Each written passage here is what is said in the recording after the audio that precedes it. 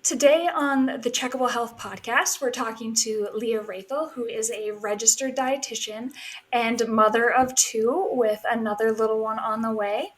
Today, she's going to help us learn a little bit more about how we can make sure that our families are getting the correct nutrition and make sure that our kids are growing up strong and healthy. So, thank you so much, Leah, for joining us. Could you tell us a little bit about yourself? Yes, thank you for having me. My name is Leah. I am a registered dietitian.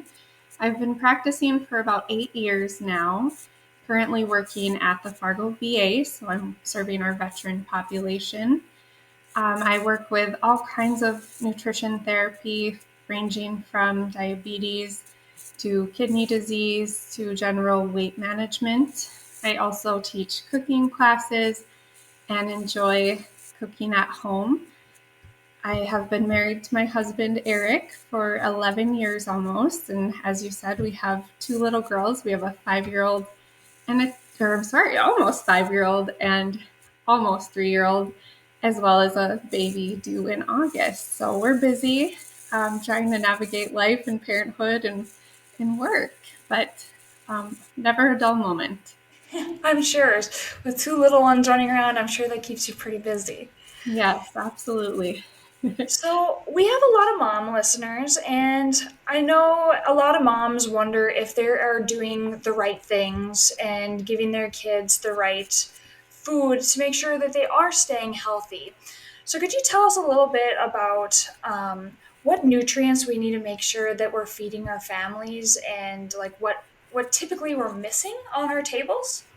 Sure. Yeah. So I think nutrition is often overcomplicated, and there's a lot of pressure as parents to nourish our children perfectly. And I think sometimes that pressure can overwhelm us. So to simplify it, variety is key. That's the biggest message I could give. So think eat the rainbow.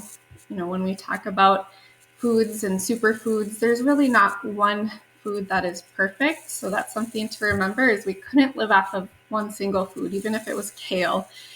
So just looking at variety and the My Plate method, I'm not sure if you've heard of that before, but it's a really nice visual that simplifies nutrition a lot. So it's a picture of a plate and it makes sure that we have that balance that we all need. So protein is one component of that.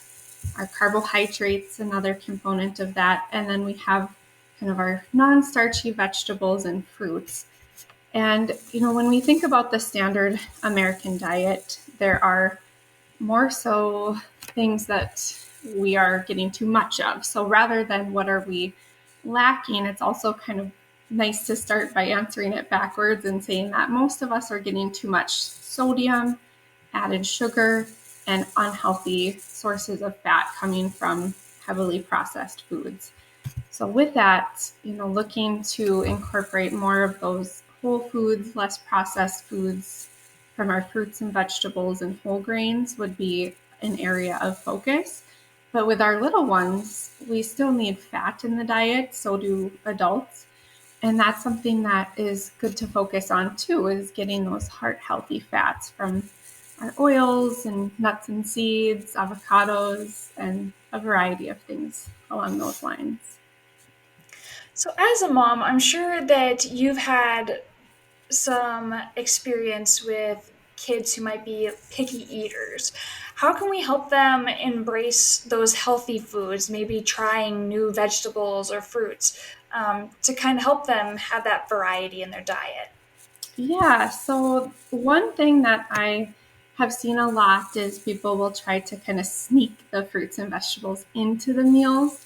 But I'm a big fan of not doing that and actually having it visible. So the biggest factor in giving that variety and increasing the chances of your child to eat a bigger variety of food is exposure.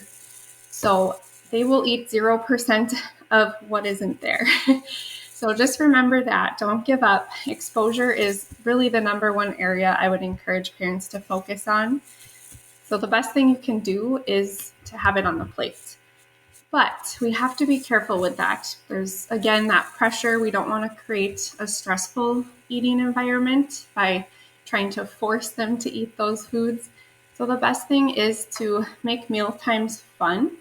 Include something that you know that they will love. So for us, my kids, they love cheese sticks or bread, the carb foods, the foods that maybe others might look at and say, oh, well, that's bad. I shouldn't put it on their plate. But what I want to encourage is that they look at the plate and they don't look at it and see all unfamiliar foods. I know they're going to at least eat that cheese stick or bread or whatever it might be. But then I also have maybe a new item or always have that fruit or vegetable there for them to eat. So one thing to take into consideration is as parents, we are in charge of when they eat and what is there. But our children's responsibility is to choose if they eat and how much. So that takes the pressure off of us, where we can then just know that we're providing a balanced meal, but we aren't there to say, you need to eat this. So after many exposures, they might not try it until 10 times or more. But once they kind of cross that threshold, they start to realize that they like that food. So it becomes just an easier situation for both the kid and the parent, where we're not stressing about it. Absolutely. I think that's great advice to not give up because we know that we need to give them a variety of foods, give them a variety of nutrients. I liked how you kind of talked about like not putting like a lot of pressure on the kids. I know as we kind of grew up in our generation, we were kind of told like to finish your plate. Like, how can Yes. we help our kids have a better relationship with food than we did? Right. We call that the clean your plate club. And a lot of us did grow up in that era where you sat at the table until you were done.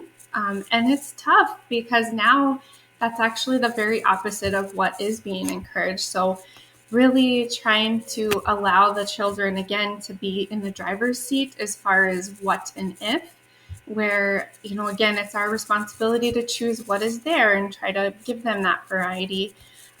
But we really want them to keep their intuition. So when we grew up in that clean your plate club, we kind of lost that intuitive eating concept where we could recognize when we were full and satisfied. Instead, we were told to eat until it's gone. And for everyone, our bodies are different. So you might have felt full, but you were forced to keep eating. So it becomes a lifelong habit where we then feel obligated to finish our plate. So that's what's really nice about taking that pressure off, is letting them keep their intuition of when they're full. And something that has surprised me as a parent is noticing how they even have that with foods that a lot of us don't, such as sweets. So my daughter will have a brownie and she'll have really wanted that brownie and it's there and she eats it, but then she'll eat half of it and go back to playing, and it's not a big deal. So it's really cool to kind of see that natural intuition still there, and I really am going to do my best to keep it there. Absolutely. So parents sometimes too, like you said, the kid might leave half their brownie. How do we know when it's worrisome that our kids might not be eating enough or eating too much? Like, what are our cues or guidelines that we should be following? Yeah, so that's a great question. A lot of the time, we actually overserve our children. So we kind of give them a full plate of food. And something to help for picky eaters is actually to know that less is more. They can be really overwhelmed if they have a plate in front of them that's full of food. So another tip is to actually just put a few bites of each area or each portion onto the plate, which can actually increase their likelihood of trying new foods and eating what's there. Another thing to reference when it comes to knowing if they're eating, too much or not enough, is typically we look at it as 1 tablespoon per year of age. So a 2-year-old appropriate portion would be 2 tablespoons. So that's not much. So it's kind of comforting to hear those things. And another thing to know is they might eat everything on their plate at breakfast and then not eat a bite at lunch. Don't be alarmed. Don't let that concern you. really what we look at is the longer term questions of, are they growing along their own curve? So you'll see when you go to the doctor, they have the growth charts, and every child is different. Just like us as adults, we're all different shapes and sizes, and not one body is meant to be the same. And so just making sure that you're continuing with those appointments and listening to the guidance from your providers. If there's concerns as far as malnutrition, the medical team should be involved. And those are absolutely things that are real for some, where some children do need feeding therapy or have, issues where they need that extra assistance. On the other side of it, when it comes to, are they eating too much? Again, still looking at that growth curve and also knowing that, it takes some time where they're growing and then they might not grow in height. And so don't be alarmed. Every child is different. I have a 4-year-old and 2-year-old that are fed the same diet, and one of them has always been in the 10th percentile or less. She's just very petite. And my other is in more like the 60th or 70th percentile. So she looks a little more short and stocky, where the other one is, not necessarily tall, but she's very thin. But I have no concerns because I know that, they're overall eating a balanced diet and they're on their own growth curves. Okay. What are some of like the telltale signs that you might look for? Because you have your yearly appointments with your doctor, but outside of those, are there any signs you should be looking for that indicate that, like malnutrition or that they're not getting enough of something in particular? There's a lot to look for in that, and that's a great question. I'd say one good thing about nutrition that I would recommend for all kids is give them a daily multivitamin, a chewable multivitamin, just so you kind of know that the bases are covered. In general, I'm not a supplement pusher, but a multivitamin is a benefit to all. As far as when should you be concerned or red flags, if you notice your child really isn't eating much of anything at all, or they really won't eat a certain food, or will only eat maybe 2 or 3 items, even though you've really put in the effort to put that balance on the plates, and over you are trying that, no pressure, but see no improvement, it's always good to just, put in a little word with the provider and maybe set up an appointment. There are signs of deficiencies, but those are things that health professionals would be more in tune to noticing. But if you see that they're not gaining weight, if you do weigh them at home, or if you're noticing any issues with energy or even dehydration, those are things that you can look at as well. If their hair is falling out, or they don't heal well, or things like that. But again, I don't want to go into too much detail and get people concerned and have them trying to do a nutrition focused physical exam. That's my job. But Really, so keep in touch yeah, with your doctor and reach out yeah, if you have concerns. yeah. So we encourage always to get your nutrition through food, but if parents are wanting to fill out the gap with a multivitamin, do you have any suggestions or tips of like how they can make sure that they're giving the right type of multivitamin and it's not just full of like sugar and other garbage? Yeah, great question. First and foremost, typically I say buy local. It's tough online to know if it's a reputable source. And the struggle with the supplement industry is it really isn't regulated. And so we really don't know the purity unless the company has put in the extra money to have their product tested for purity. But if you're buying local or even from big box stores, Walmart, Target, there are typically going to have good reputable brands there. As far as, the type, like I said earlier, the chewable is recommended over the gummy. That is more so for dental health. If you think of a chewable, that's going to dissolve and easily wash down, whereas gummies, you think of when you're eating, gummy candy, it gets stuck in the teeth, and it's hard to brush our children's teeth really well. let them do it themselves first, and then I'll try my best, but they're tough. So that's just one thing that can help with their dental health. I really don't worry about the added sugars, the chewables. They like them, and it helps them to get them down.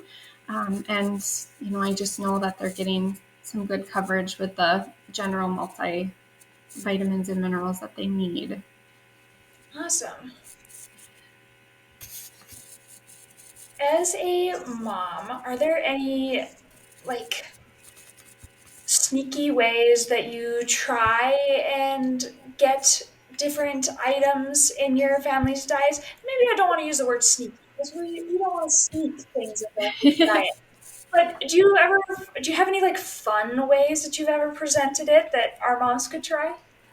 Yeah, so that's a perfect way to put it, is having fun. Kids like to play, and I know I hear sometimes don't play with your food, but I actually encourage that. We want meal times to be a fun time. Something that is surprising that I've learned over the past 4 years of being a mom is that something as simple as giving them a toothpick that's in the fruit or the food, that makes it fun for them. So it sounds so simple, and it really is, but that right there makes them excited. They like to poke the food and take a bite, and they're more likely to eat more of it. Fun shapes. I know Amazon has so many fun little food stampers where you can actually, cut cheese into stars or make things into silly shapes. And that also helps encourage it. Something that I'm not very artistic with, but my husband has made, faces out of the meal where he'll kind of just make it into something funny. Or even on Christmas, he did a Christmas tree shaped something or another. So things like that can actually make it more fun, where we're not sneaking it where they can't see it. It's still visible what the food is, but they're able to kind of have fun and enjoy it. And it brings new interest. Another thing that I think is very important and helpful is to include them in the process of cooking, and it can really slow it down. I know I am kind of OCD when it comes to cleanliness, so it's been really hard for me. I'm not going to lie, because they are messy, but I've learned to accept that and embrace it and include them, because I see how much joy that brings them. And again, when they're included in it, you'll see that they actually then have pride and are more likely to then try the food. So that's been a really rewarding thing. And as they age, it's been fun to see them start to use a knife, a safe knife for a child, but Yeah. just these skills that make them feel important and in charge. So if your girls are gonna choose what they're gonna make for dinner, what do they usually like to cook for you guys? Oh gosh, well, I'm not gonna lie, my kids still love the staples of mac and cheese or pizza. So pizza is something that's really fun for them to make if you buy the crust and then let them do the toppings. Tacos are another example where they can kind of add their own stuff. That's another way to bring involvement into the meal. And the one thing to know is, with that pressure, don't feel like you can't have the pizza or the mac and cheese or the chicken nuggets. We still include those in our rotation. But kind of going back to the beginning, one factor there is balance it out. So it's not just the mac and cheese we're eating for supper. I include a fruit and a vegetable as well. So I know that they're still getting a nice balance, like the My Plate method. Do you talk to your kids about like what nutrition is and like why foods are good for your body, what it does for your body? Yeah, so that is a really scary subject for me, because our culture focuses so much on food being good and bad, and health being based on our looks or our size. And having two girls, that especially makes me very cautious. And as a dietitian, I just really want them to have a good relationship with food and their bodies and how they feel about themselves. And so, how we talk about food is not the biggest focus in our life. It's just a part of life, and the topics will come up. But you'll never hear me say that a food is good or bad. All food has some sort of a benefit. Even if it's a sugar-filled donut, there's still energy being provided. Yes, that's a sometimes food that I don't include daily in our diet, but it's a part of their diet. And we talk about how food affects our bodies. So if it gives us energy, or maybe we'll talk about, the color of something and what it does, such as, this orange carrot helps us to see at night, or, things like that, where we're trying to relate it to what it does for our body and not, relate it to our looks. So, we really want food to be neutral. That's kind of my goal, is to be neutral, and we don't restrict. Something that can actually help to take food off that pedestal of reward. Oftentimes we think of, again, that Clean Your Plate Club. You might have been told, if you want desserts, you need to eat your meal. We don't do that here. So here I actually do kind of a strategic exposure at times, where the brownie might be on the plate with the full meal. Not a big deal. I don't say anything about it. Of course, they get excited and they might eat that item first, but not always. And so it's just kind of trying to lead it into a place that makes it more neutral and not a big deal. Because if we restrict, that can actually backfire and lead them to sneaking or hiding food, binging on food, again, just creating that not so great relationship with food. I think that more and more we're seeing how, as adults, how people about food has affected our relationships with food. Is there any like phrases or things that people say that you have found to be problematic that we should just like think about rephrasing them or even cleaning them out of our vocabulary? There's no perfect way to parent, and so I don't want to criticize anyone, and I'm not perfect, and I know there's been times that I say things that I don't mean to. I think actually it's funny because my daughter loves books, and she's really into the Berenstain Bears books right now, and my husband ordered a handful of ones with her, and when they arrived I saw that one was called junk food.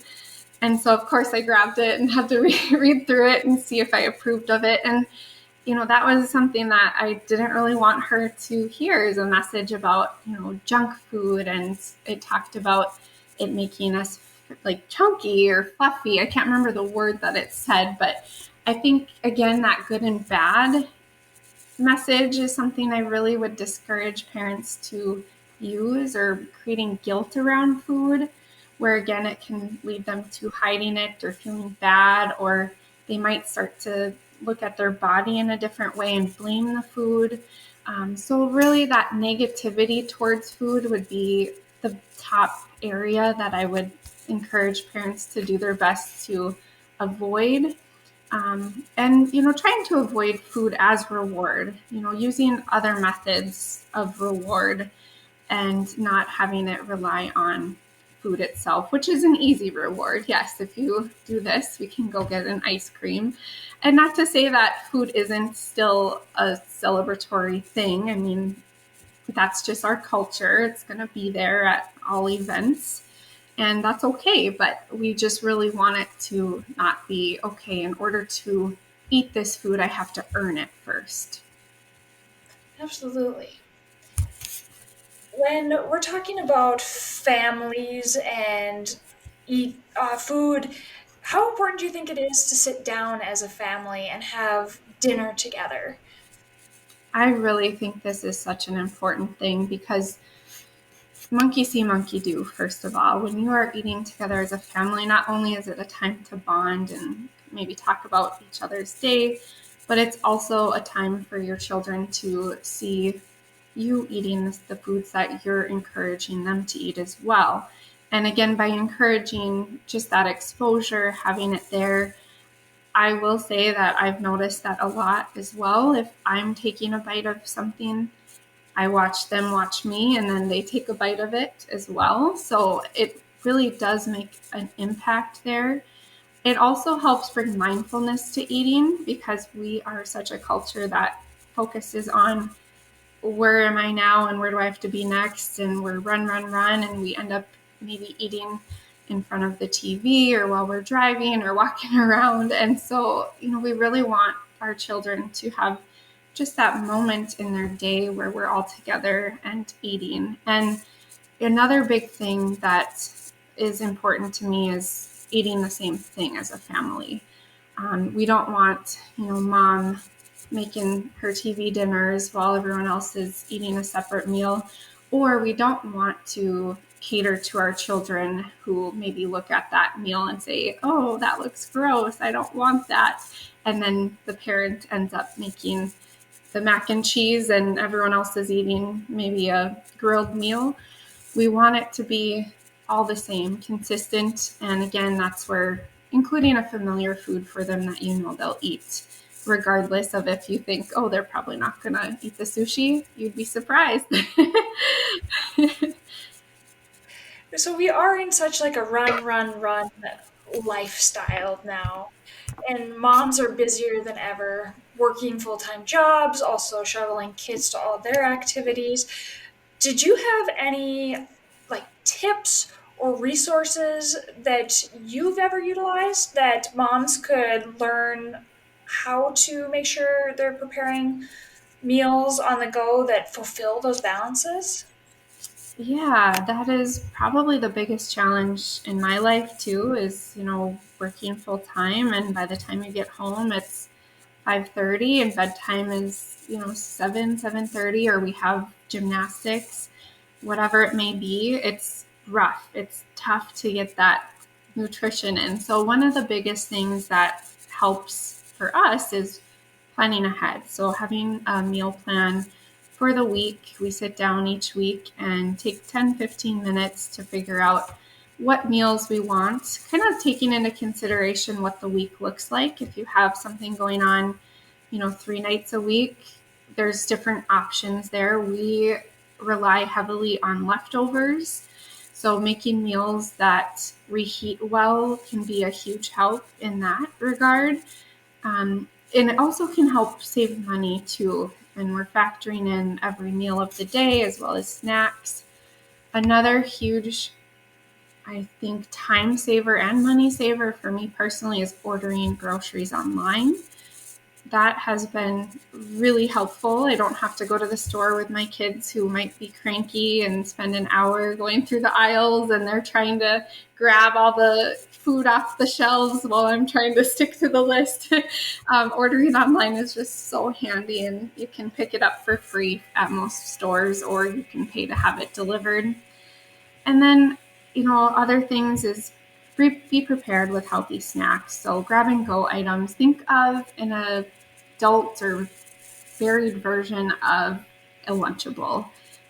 If we're thinking about balance, just trying to have some snacks with that might fuel you to get by until you are home, such as trail mix or fruit with peanut butter, veggies with hummus, quick and easy grab and go items.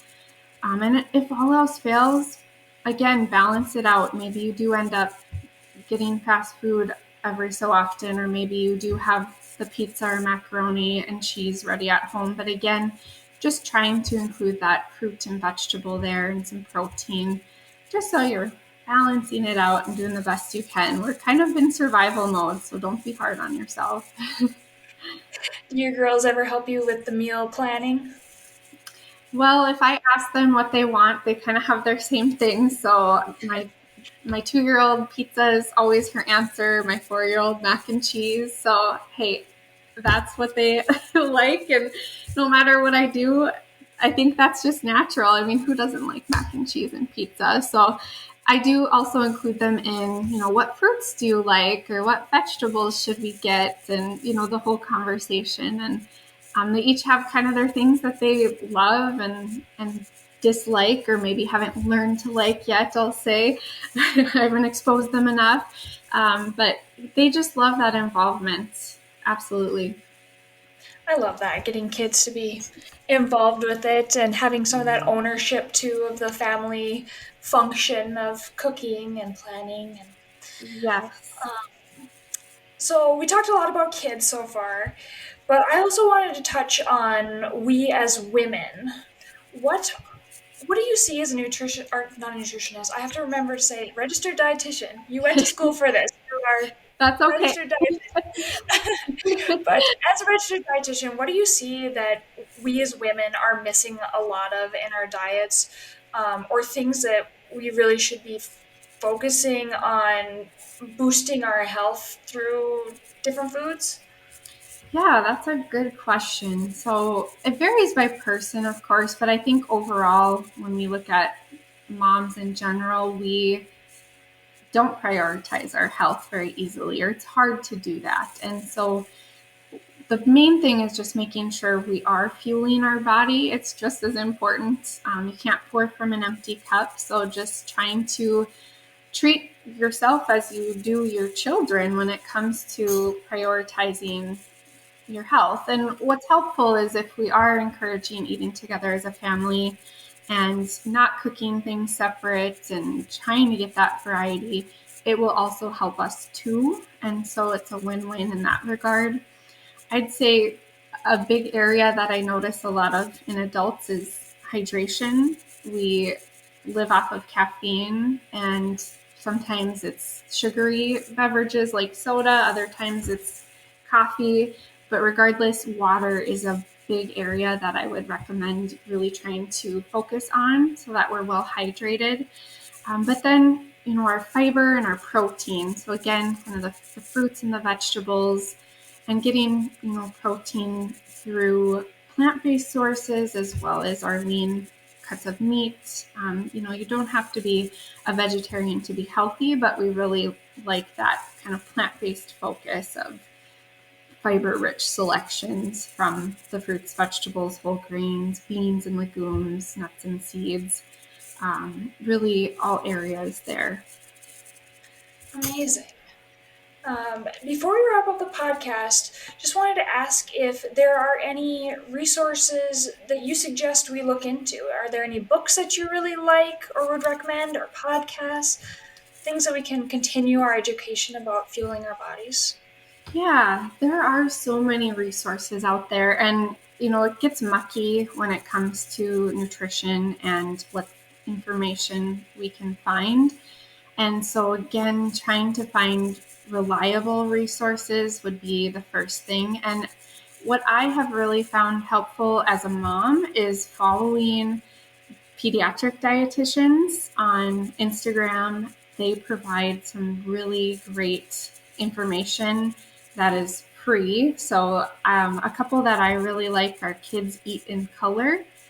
And then the other one is Feeding Littles. So those are both registered dietitians. One of them includes a speech pathologist who also works with picky eating and feeding therapy. So they're a team which works together really well. And with that, you get so many nice resources. They even provide programs where you can pay, and it's not really that expensive. And they have different meal plans like Affordable Bites, Real Easy Weekdays, Better Bites. Those are a few of the programs that I've seen where it actually menu plans for you and is intended to help with picky eating and balanced nutrition. Other resources, nutrition.gov is a good one, and they have great resources for adults and children. They have coloring pages and games for children that, again, kind of bring the fun into that, but so many different options there. And Pinterest, I mean, they have really nice recipes too if you're just looking for some inspiration. Okay, well, before we close up the podcast, just wanted to ask if there's anything else that you wanted to touch on to let our moms know about. I would say if there's one takeaway that our moms bring from this conversation is to know that you're doing a good job and to not put too much pressure on yourself. Take it a day at a time and do the best you can. No one person eats perfect, including ourselves, so we can't expect that of our children. and just know you're doing a good job. Amazing. Well, thank you so much for taking the time to join us on the Checkable Health podcast. You gave us a lot of really great information, some things to think about. Love the resources that you gave. So, we are very excited to put some of this information into action. Thank Well, you so thank you much, so Lee. much for having me. It was a pleasure to participate today, and I hope that you have a great rest of your day. Thanks.